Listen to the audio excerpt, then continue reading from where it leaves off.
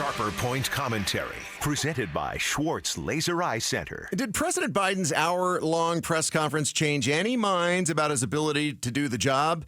Here's Arizona political consultant Stan Barnes. He did just barely well enough to help those who were with him stay with him. Kind of like what NBC News chief political analyst Chuck Todd told Jamie West and me this morning. He put it a slightly different way, though. He didn't mention a cognitive test for Biden, but he did mention a psychological test for Democratic Party members. It was a Rorschach test. If you want to stick by Biden, you found it was good enough. And if you want to make your case that, hey, look, good man, it's time to move, there's something to hang your hat on that, too. A sign of that may be this. Even before the press conference, Arizona Democratic Congressman Greg Stanton called on Joe Biden to exit the presidential race, bringing the total number of federal Democratic lawmakers publicly calling on Biden to drop out to now 16. I felt like I saw some of the good old Joe Biden in yesterday's press conference, but there was also a lot of Joe Biden looking and sounding just plain old.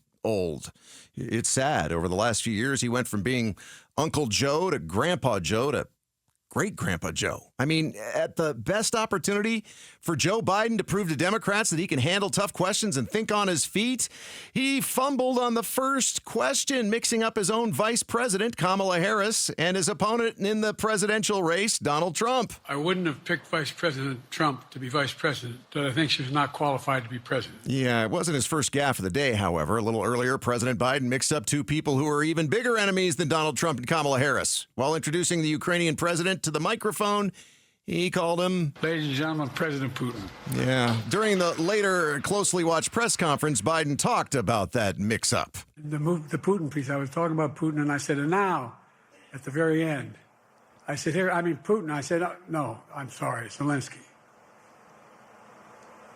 And then I added 5 other names. Yeah. Biden appeared to lose his train of thought a few times during the press conference, but he did seem to be more mentally acute than he was during his disastrous debate against Donald Trump. But maybe nothing so much proved that President Biden is not the best candidate that the Democratic Party can put forward than his answer to the last question from reporters last night. It had to do with what it would take for Biden's aides to convince him that Vice President Kamala Harris would need to replace him at the top of the ticket. No, unless they came back and said, there's no way you can win.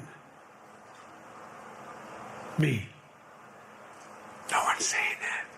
No. Yeah. Is there any bigger sign that Biden's out of touch than him saying, nobody's saying that? It means him being allowed to run should not happen. Thanks for watching Arizona's Morning News. Click to watch more from KTAR News and hit the button in the middle to subscribe.